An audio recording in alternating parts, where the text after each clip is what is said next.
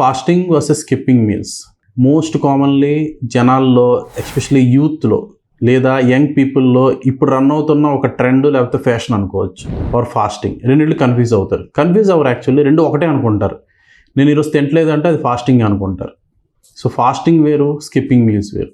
Like ఇప్పుడు fasting అంటే ఒక స్పెసిఫిక్ పీరియడ్ ఆర్ టైం పెట్టుకొని ఆ టైంలో తినకుండా తాకుండా ఉంటాం. స్కిప్పింగ్ మీల్స్ అంటే మనం నచ్చినప్పుడు తింటాం, నచ్చినప్పుడు తినం మనం. సో దీని యొక్క సైడ్ ఎఫెక్ట్స్ ఎక్కువ.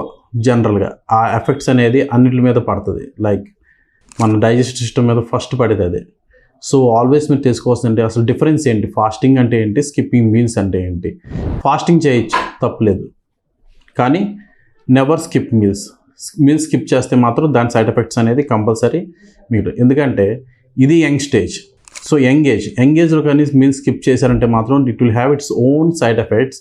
Like early age diabetes mellitus, young ఏజ్లోనే డయాబెటీస్ మెల్టస్, షుగర్స్ వచ్చేస్తాయి. యంగ్ ఏజ్లోనే హైపర్ టెన్షన్, బీపీ వచ్చేస్తుంది. యంగ్ ఏజ్లోనే కొలెస్ట్రాల్ లెవెల్స్ అనేవి జరుగుతాయి గ్యారంటీ. సో అది మళ్ళీ అవి స్టార్ట్ అయిన తర్వాత దాని సైడ్ ఎఫెక్ట్స్ అని మళ్ళీ పెరుగుతూ వెళ్తాయి.